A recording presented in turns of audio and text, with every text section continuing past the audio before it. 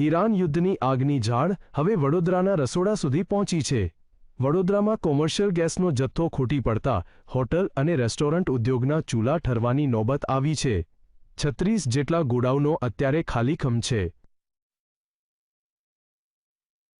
વડોદરા શહેરમાં ગેસ પુરવઠાની ગંભીર કટોકટી સર્જાઈ છે। ઈરાન યુદ્ધની અસરો હવે સ્થાનિક સ્તરે દેખાઈ રહી છે, જેના કારણે શહેરના 36 ગોડાઉનોમાં કોમર્શિયલ ગેસના સિલિન્ડરનો જથ્થો સંપૂર્ણપણે ખતમ થઈ ગયો છે। ઘરેલું ગેસના પુરવઠામાં પણ મોટો કાપ મુકાયો છે। અગાઉ એજન્સીઓમાં રોજની 2 ગાડીઓ આવતી હતી, જેની સામે હવે માત્ર 1 જ ગાડી મળી રહી છે। કોમર્શિયલ ગેસનો સપ્લાય સદંતર બંધ થતાં ઉદ્યોગો મુશ્કેલીમાં મુકાયા છે। તંત્ર અને એજન્સીઓ દ્વારા ગ્રાહકોને પેનિક ન થવા અને બ્લેકમાં ઊંચા ભાવે ગેસ ન ખરીદવા અપીલ કરવામાં આવી છે। हमारा जे डोमेस्टिक है घरगथ्थु ए रोज एकाद गाड़ी रोज आती होय छे अने ए अमे दरेक कस्टमर ने वहेला ते पहला धोरणे आपता होईए छे।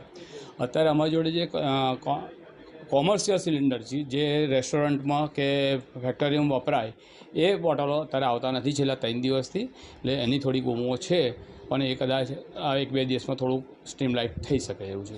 આ અછતના કારણે વડોદરાની હોટલો, કેટરિંગ વ્યવસાય અને ફરસાણના કારખાનાઓ બંધ થવાની અણી પર છે। શહેરના 80% જેટલા ધંધાર્થીઓ એલપીજી કોમર્શિયલ સિલિન્ડર પર નિર્ભર છે। ગેસની અછત વચ્ચે કાળાબજારીની ફરિયાદો પણ ઉઠી છે। આક્ષેપ છે કે જે કોમર્શિયલ બોટલ 1800 રૂપિયામાં મળતો હતો, તે હવે કાળાબજારમાં 2400 રૂપિયા સુધી વેચાઈ રહ્યો છે।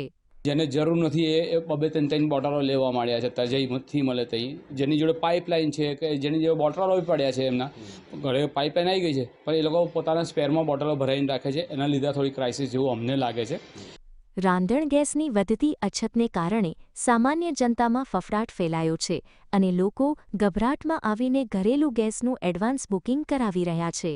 છેલ્લા 3 દિવસથી આ સમસ્યાએ વિકરાળ સ્વરૂપ ધારણ કર્યું છે। રૂપેશ ચોકસી, GSTV વડોદરા।